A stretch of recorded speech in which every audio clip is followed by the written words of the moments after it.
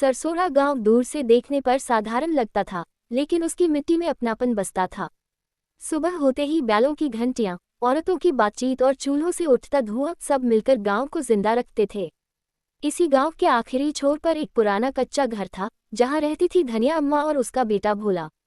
धनिया अम्मा उम्र से पहले बूढ़ी लगने लगी थी। चेहरे पर झुर्रियां थीं, पर आंखों में गांव जितनी गहराई। पति को गुजरे बरसों हो गए थे। तब से अम्मा ने खेत, घर और बेटे तीनों को अपने कंधों पर उठा रखा था। भोला बचपन से ही माँ के साथ खेत जाता रहा। हल पकड़ना उसने किताबों से पहले सीखा। मिट्टी से दोस्ती कर ले बेटा, ये कभी धोखा नहीं देती। गांव में एक पुराना तालाब था, अमरताल। कभी पूरा गांव उसी से जीता था, लेकिन समय के साथ लोग लापरवाह हो गए। तालाब में मिट्टी भर गई, पानी सूखने लगा। फिर भी धनिया अम्मा रोज सुबह वहां जाती, चुपचाप दिया जलाती, हाथ जोड़ती और लौट आती। भोला कई बार पूछता, अम्मा रोज उसी जगह क्यों जाती हो? वह मुस्कुराकर कहती, जहां से सब शुरू हुआ था। भोला को बात अधूरी लगती, पर वह माँ से ज्यादा सवाल नहीं करता। उस साल बारिश ने मुंह फेर लिया। खेत फटने लगे, कुएं जवाब देने लगे। गांव में बेचैनी फैल गई। एक एक कर लोग शहर की ओर निकलने लगे। एक शाम भोला बोला, अम्मा यहाँ अब कुछ नहीं बचा। मैं भी शहर चला जाऊंगा, काम कर लूंगा। धनिया अम्मा ने चूल्हे की आग देखी और बोली, अगर तू चला गया तो मैं किसे सिखाऊंगी कि ये मिट्टी हमारी माँ है।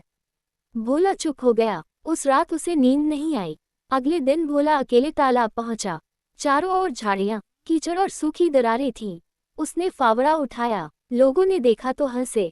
अकेला तालाब भरेगा क्या? शाम को धनिया अम्मा भी वहां पहुंची। बिना कुछ बोले उसने भी मिट्टी उठानी शुरू कर दी। दिन बीतते गए। माँ बेटा रोज तालाब साफ करते।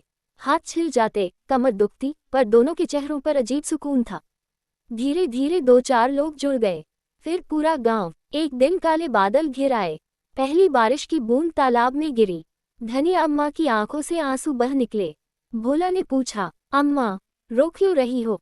वह बोली, आज मिट्टी ने हमें माफ कर दिया। तालाब भर गया, खेतों में पानी पहुंचा, गांव में फिर रौनक लौट आई। एक शाम तालाब किनारे बैठकर अम्मा ने कहा, तेरे बाबूजी ने मरते वक्त कहा था, गांव और बेटा दोनों को बचाना। भोला समझ गया, तालाब सिर्फ पानी नहीं था, वो माँ की आखिरी जिम्मेदारी थी। आज सरसोरा फिर हरा है। भोला गांव छोड़कर कहीं नहीं गया।